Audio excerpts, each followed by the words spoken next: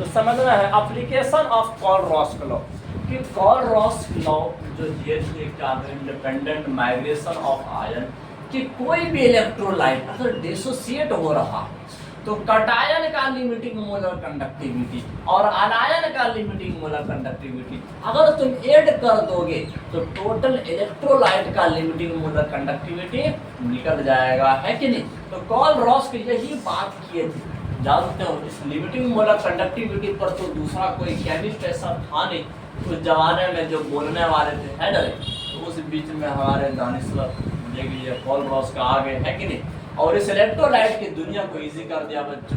देखिए अभी कॉल-रॉस्क को पता ही नहीं है, आगे चल के हमारे माइकल फैराडे का भी एंट्री होने वाला है कि नहीं।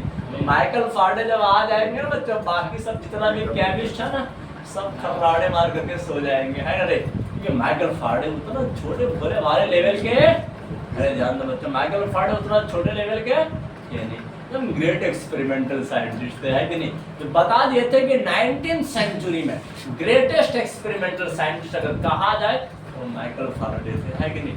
जिस तरह फर्स्ट टाइम में इलेक्ट्रोलाइट्स जाने के बाद समझ देखिए आज अगर वो नहीं रहते ना बच्चों, रियलिटी बात कहते हैं, बहुत सारे मेटल को जो प्यूरिफाई किया जा रहा है, क्या कहते हो कैथोड पर जमा करके जो अलग किया जा रहा है, ये सब माइकल फैराडे का बच्चों डोनेशन है। वही तो थे कि जो कि क्या कहते हैं किसी इलेक्ट्रोलाइट से इलेक्ट्रिसिटी को पास करके चार्ज पास करके कितना रिएक्शन एनोड पर होता है, कितना रिएक्शन कैथोड पर होता है, ये सब वही तो बताए थे माइकल फैराडे, है कि नहीं। ये सब तो क्या छोटा मोटा बात बता रहे हैं, है कि नहीं। तो चलो बच्चों देख लीजिए, हाँ लेकिन लिमिटिंग मोलर कंडक्टिविटी पर हमारे चाचा बात नहीं किए थे, जिस पर तो बात करने वाले हमारे ग्रेट साइंटिस्ट कॉल-रॉस्क बने। बहुत बार एग्जाम में यह क्वेश्चन आया है बच्चों, एप्लीकेशन ऑफ कॉल-रॉस्क लॉ कि क्या एप्लीकेशन है, क्या तुम क्या एप्लीकेशन लिखना शुरू कर दोगे, नहीं बच्चों अनुप्रयोग होता है, इसका यूज क्या है याद रखना। देख लीजिए एप्लीकेशन ऑफ, ये सब बात को समझना है, एप्लीकेशन ऑफ कॉल-रॉस्क लॉ। देखिए बहुत सब बंदा तो कॉल-रॉस्क का नाम सुनते बच्चों हार्ट अटैक आ जाता है, बहुत डेंजर है। अब समय एप्लीकेशन ऑफ कॉल-रॉस्क लॉ याद रखना, देख लीजिए तुम कॉल-रॉस्क का यूज करके ना किसी भी इलेक्ट्रोलाइट का लिमिटिंग मोलर कंडक्टिविटी फाइंड कर सकते हो। क्या कर सकते हो, लिमिटिंग मोलर कंडक्टिविटी फाइंड कर सकते हो।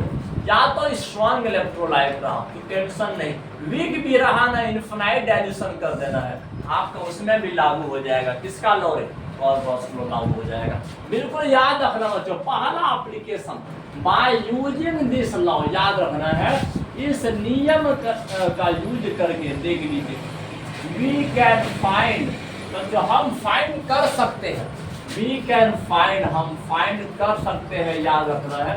देखिए लिमिटिंग मोलर कंडक्टिविटी, क्या चीज रे, limiting molar conductivity, limiting molar conductivity of weak and strong electrolyte. हाँ जिनको याद रखना है of weak and strong electrolyte, weak and strong electrolyte देख लीजिए। तो ये दोनों का समझना, अगर स्ट्रॉन्ग इलेक्ट्रोलाइट रहा तो टेंशन नहीं, देख लीजिए, है कि नहीं। लेकिन वीक रहा तो आपको कितना डायल्यूशन करना पड़ेगा, इनफिनाइट डायल्यूशन करना पड़ेगा, है कि नहीं। क्योंकि इनफिनाइट डायल्यूशन पर वीक इलेक्ट्रोलाइट क्या होता है, कंप्लीटली डिसोसिएट करता है, उसका डिग्री ऑफ डिसोसिएशन 1 हो जाता है कि नहीं। याद रखना बच्चों, देख लीजिए। अब बता दीजिए कि आखिर हमारे चाचा ने, यही तो चाचा थे पहला बच्चों जिसने बताए कि डिग्री ऑफ डिसोसिएशन को कैसे फाइंड करना है बच्चों। याद रखना मोलर कंडक्टिविटी और लिमिटिंग मोलर कंडक्टिविटी के रेशियो से फाइंड कर सकते हो, बिल्कुल याद रखना। तुम किसी भी इलेक्ट्रोलाइट का डिग्री ऑफ डिसोसिएशन फाइंड कर सकते हो अगर उसका मोलर कंडक्टिविटी और लिमिटिंग मोलर कंडक्टिविटी आपको पता है तो। हाँ ये सब किसका डोनेशन है बच्चे, समझ कॉल-रॉस्क लॉ का ही तो है, समझ रहा है। देख लीजिए we can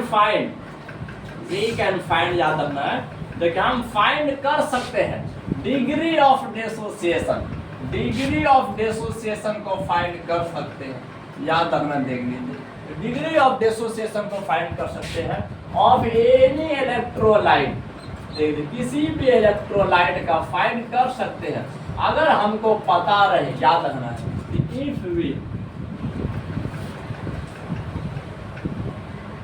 if we know the value of, अगर हमको पता रहे किसका मान बच्चों, वैल्यू ऑफ, देखिए डेल्टा एम, लेफ्टा एम हो गया और लेफ्टा एम नॉट, समझ रहे हैं। अगर इन दोनों का वैल्यू पता रहे ना तो तुम फाइंड कर सकते हो, है कि नहीं, डिग्री ऑफ डिसोसिएशन फाइंड कर सकते हो बच्चों, बहुत ईजी है फाइंड करना, है कि नहीं।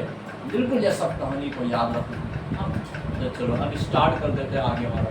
हाँ देखिए तो बच्चों समझ रहे हैं बात को, हम लोग बहुत बार ना छोटा छोटा टॉपिक को समझ नहीं पाते हैं और आगे निकल जाते हैं, यही हम लोग का असल वीकनेस है बच्चों, हम लोग जो है वीकनेस है। तो समझना है, देखिए आप बताते थे बहुत बार हम कहते रहते इलेक्ट्रोलाइटिक सेल जो होता है कि नहीं, वो क्या चीज होता है, इलेक्ट्रोलाइटिक सेल क्या होता है, याद रखना। डैनियल सेल और इलेक्ट्रोलाइटिक सेल का डिफरेंस क्या है जानते हो बच्चों, बोलो। डैनियल सेल अपने आप चलता है, अपने आप चलता है। इलेक्ट्रोलाइटिक सेल में एक्सटर्नल वोल्टेज दिया जाता है।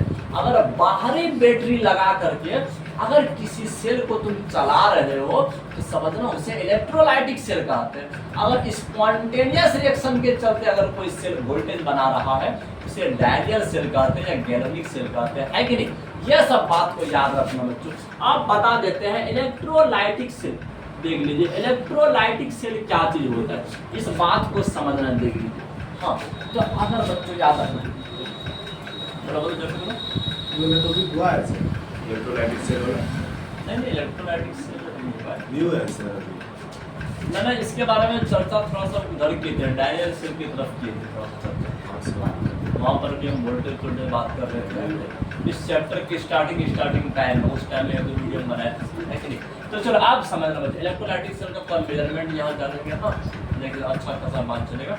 देखिए अब इलेक्ट्रोलाइटिक सेल में क्या होता है, एक्सटर्नल सोर्स ऑफ वोल्टेज का यूज क्या आता है कि किसी इलेक्ट्रोकेमिकल रिएक्शन को करने के लिए। हाँ याद रखना मुझे, कोई भी रिएक्शन करना है, जैसे कि एनोड पर क्या करना है, कटायन को झाड़ना है, उस कैथोड पर कटायन को ऊपर में जमा करना है। हाँ तो ये सब जो इलेक्ट्रोकेमिकल रिएक्शन है ना, इसको करने के लिए यदि तुम एक्सटर्नल वोल्टेज का यूज कर रहे हो तो उस सेल को क्या बोलेंगे बच्चों, उस सेल को क्या बोलेंगे, इलेक्ट्रोलाइटिक सेल बोलेंगे। क्या बोलेंगे, इलेक्ट्रोलाइटिक सेल बोलेंगे। एक दिन हम बताए थे कंडक्टिविटी सेल, उसमें तो एक इस प्रकार का ड्रम बनता है कि नहीं, वो है कंडक्टिविटी सेल, और ये क्या है, इलेक्ट्रोलाइटिक सेल है। हाँ समझना है, देख लीजिए। हाँ तो देख लीजिए बस याद रखना है, इफ एक्सटर्नल वोल्टेज, देखिए if external source of potential लिख देते हैं, if external source of potential, याद रखना है भाई साहब, देख लीजिए, if external source of potential is used, अगर इसका इस्तेमाल हो रहा है, बाहरी बैटरी का यूज कर रहे हैं इलेक्ट्रोकेमिकल रिएक्शन को करने के लिए, तो उसी सेल को क्या बोलेंगे, इलेक्ट्रोलाइटिक सेल बोलेंगे। क्या बोलेंगे, इलेक्ट्रोलाइटिक सेल बोलेंगे। यह बात याद रखना है। If external source of potential is used, याद रखना बच्चों, टू कैरी क्या करने के लिए बच्चों, टू कैरी इलेक्ट्रोकेमिकल रिएक्शन। देख सकते हो इलेक्ट्रोकेमिकल रिएक्शन मतलब क्या कहते हो, एनोडिक रिएक्शन और कैथोडिक रिएक्शन, है कि नहीं। रिएक्शन तो दो ही जगह होता है, एक एनोड पर होता है, दूसरा कैथोड पर होता है करेक्ट। तो इन दो जगह पर अगर तुम रिएक्शन करने के लिए एक्सटर्नल वोल्टेज का यूज कर रहे हो, बैटरी लगा रहे हो बच्चों, तो याद रखना, अरे कोई भी डीसी सोर्स यूज कर रहे हो, है कि बैटरी यूज कर रहे हो, छोटा वाला बैटरी यूज कर रहे हो, किसी भी एक्सटर्नल सोर्स ऑफ वोल्टेज का यूज कर रहे हो, तो इसी सेल को हम लोग क्या बोलेंगे, इलेक्ट्रोलाइटिक सेल बोलेंगे। क्या बोलेंगे, इलेक्ट्रोलाइटिक सेल। यह बात याद रखना। बोलोगे सर इलेक्ट्रोकेमिकल रिएक्शन नहीं समझे, अरे एनोडिक रिएक्शन और कैथोडिक रिएक्शन समझते हो बच्चों।